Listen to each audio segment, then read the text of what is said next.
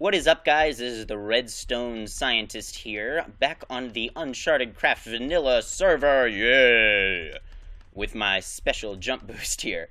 Alrighty, so, today we are going to be working on the command box as well as the base. So, there are a couple things we need to get done today. So, the first thing we're going to do is we are going to start to work on the command box. And here it is. Here are all the materials I'm going to need. Now, unfortunately, nobody really knows of any jungle biome that we can go to for cocoa beans for brown wool. Now, there is a wool farm that I fixed and improved a little bit, and Lisby added a whole sorting system and everything, and it's really great now. I'll show it to you later. But unfortunately, there are no brown sheep there because nobody can get their hands on any cocoa beans or anything to dye them, and nobody can find brown sheep either. So we're going to have to replace all instances of brown wool with a similar color. I don't remember what I ended up choosing, but I have it on another test world. So we're also going to be talking about one of the problems with building this thing today. But first, I want to pose you guys with a question. And I want you to think about this throughout the episode. So, if you remember, we have a roofed forest now for our base. And, of course, everybody knows that there are tons of mob spawns in a roofed forest, and I do not want to have to deal with that. So I want to mob-proof the above ground first, before we really start work on building. So, I'm thinking there are 2 or 3 options. Option 1. We literally replace all instances of dirt and grass on the ground with leaves, and then below those leaves maybe we put another set of leaves, and then below that we could put some other block type, so it'll look like we are actually still on top of trees. So like, even though we're below trees, there are more trees below us, and so it'll sort of be like we're on the canopy of a forest or a jungle, which would be really cool, but I don't know how that would look in large amounts, but it could be possibly very cool. Another thing is, instead of placing torches every 4 or 5 blocks, we could place a lamp fixture. So these are the 2 I've sort of narrowed it down to. Somebody left me a sign. I like this one with the acacia wood, and I also kind of like this one. So if you guys have any ideas about what you would rather see, the leaves, this lamp, or something else that I haven't thought of, please leave me a comment down in the description. But now that I have shown you those things, I can take them out. Alrighty, guys, so here we go. I have got some materials, and I took some pictures on my test world, so what I'm going to do is I'm going to get started building it. I'll do a jump cut, and when we come back, I'll have a little bit of the base done, and then I will explain to you some of the problems that we might run into along the way. Alright, let's get to work. Alright, sorry about the ringing, guys. I tried to wait it out, but it's taking a long time for this rain to stop. So I finished about the first 3 layers and then a little bit more of the command box. Now, if you're paying really close attention, you may notice that each side is ever so slightly different. Oh, and by the way, I forgot to mention that this is based off of the Faithful Texture Pack command block and not the vanilla command block. They look pretty much the same, except that the Faithful texture is just a little bit cleaner, so it looks a lot better. But one of the problems with, if any of you have ever tried to build mega blocks before, one of the problems is that they're 16 by 16 by 16, which is an even number, and if you still don't understand why that's a problem, you'll see when I finish a little bit more of this. But so far, I really like the way it's coming together, and can you just imagine the way it's going to look when, you're walking up there, and boom, there it is. It's going to look fantastic. So I'm really excited about that. Now, as I said, I don't have any brown wool, so like this piece here and this piece here would be brown wool, and the only reason for that is just because in Minecraft textures, even if in texture packs a lot of the time, there's slight variation in the colors. I think I already mentioned this, but there's a slight variation in the color so that it looks less cartoonish, if that makes sense. So if I show you here, if you look closely on the... Here, let me reduce my field of view. If you look closely right here on this stone, you see this color where my crosshair is a little bit darker than this one, which is lighter than this one, and so forth. So there's a little bit of variation in the color. So that's what I was trying to capture, and it looked pretty good.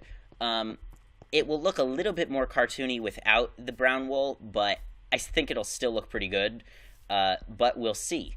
And there are also a couple problems that I had in the testing world when I made this, but we'll fix those when we come to them. So let's keep going. Okay, guys, we're coming up on challenge number 1 over here. So, again, remember I said every side looks a little bit different. So take a look at this. You see we have brown, brown, brown, diagonally 3, and then I guess that's black, black, black, black, black, like that.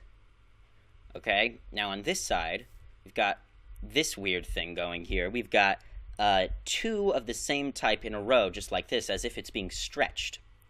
Now, unfortunately, if we take a look at a block, let's say we take a look at dirt here, you can see here that on this side, if we take a look, let me zoom way in. All right, if we take a look at this side, you see this last pixel on this side right here. Let's take a look at the color right there. Now let's go to the other side and take a look. You see this side of this pixel is different than this side of the pixel because now in Minecraft, if we try to build this, we can't have a block that has, if you look right above my crosshairs, that's the pixel I'm talking about, right above it. We can't have a block that is different on each side. So, in other words, we have to make sure that the colors on this side and this side of the pixel are the same. Otherwise, it won't work. So that's the main challenge that arises from building a mega block. And so in order to sort of counteract that, we have to stretch it out a little bit and then be a little creative with how we make that look good. So here you can sort of already see the stretching. Now I think I'm actually going to leave this tree here because this is coming from the opposite direction, and it'll kind of hide some of the differences, but we'll see how it looks in the end. But you can kind of see what I'm getting at already. But we'll see how it turns out in the end. Let's keep on working. Alright, unfortunately, guys, I've been building a lot of this wrong, so essentially I'm just going to finish one side first, and then I'm going to do the rest, which kind of really sucks, but oh well, this is pretty fun to make anyway. Alrighty, guys, so after starting over and just deciding to finish this side, because I was building it wrong, I think it's coming out pretty well. So if you'll notice, there's some oddities. I'm not going to point them out just in case you don't notice them. There's some oddities to the texture that just don't really mesh, if you know what I mean. They're not part of the same pattern. All right, I'll point out one. Like up here, there's no brown here or here because it's just not in the texture because of the variation in colors. So I think when it's all put together, it's going to look pretty good. It's bothering me a little bit, but we'll see how it looks in the end. Building Mega Blocks is a lot harder than it seems. Okay, I think we can safely cross off side 1 and side 2 off the list. Looking pretty good. And just like that, our command box is completely done. At least the shell of it is, anyway. And I think it looks pretty good, and I may or may not leave that tree there. I haven't decided yet. But I think it looks pretty fantastic. The minor differences on each side is really not a big deal because it's really no comparison to the enormity of the build itself. And I think it just came out really, really well. Can you imagine all parts of this moving and everything? It's going to be amazing. So I think I want the entrance to be right here, and I think this is just going to be a simple 2x2, I'm sorry, a 1x2 piston door. I'm not excellent with doors, as it turns out, but I lit this up pretty well. Oh, I still need to do the ceiling. I forgot all about the ceiling. So that's actually just going to be flat orange. It's not going to actually be a face of the cube, just because it's way too distorted to put it on top. But there's not a lot of room in here to do redstone stuff, or, in addition to whatever we're going to put in here as the scenery. So this is going to be quite a challenge. I don't know how much we're going to be able to do, but I'll do as much as I can. So I think the first thing I'm going to do right now is put in the orange ceiling. Okay, so I have finished the roof, and I lit it all up, and look at the view from up here. It's gorgeous. Oh, wow. This town is going to be so cool. By the way, there's Lisby did a little bit more work in there, And there's some new buildings over there. We'll check those out another time. And there's a creeper down there. So, let's go back inside. So inside, here's what it looks like. It's pretty dark, but I'm actually getting another idea now. What if we used orange clay or maybe some other material to sort of make a labyrinth through here? That would be pretty cool, because I feel like, I mean, in addition to all the various redstone things on the outside, I think that would be pretty cool. If there was like a labyrinth in here, that'd be pretty awesome. So I'll think about that. So we got the command box done, which is pretty cool.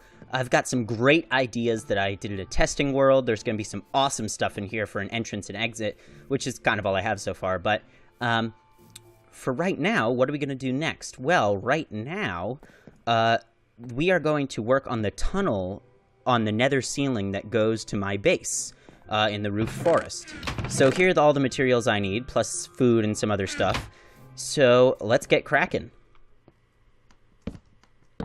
Alright guys, so while I start to work on this tunnel here, let me talk about some of the design challenges I faced when making it. See if I can do this and talk at the same time.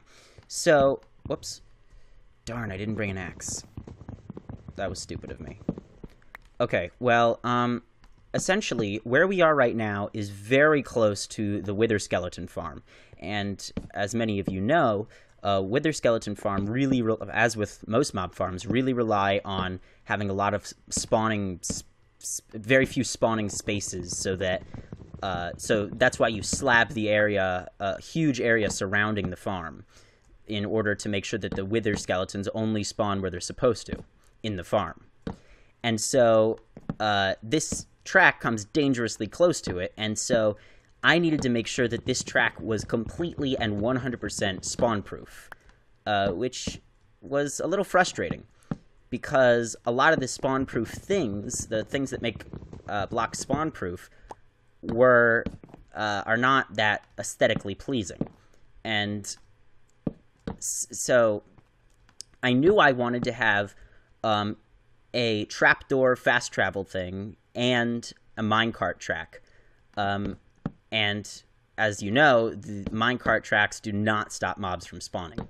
So I faced a bunch of difficulties with that, but I think in the end, it really all came together, especially when I got the suggestion to make it 3 wide from Gamer Legend.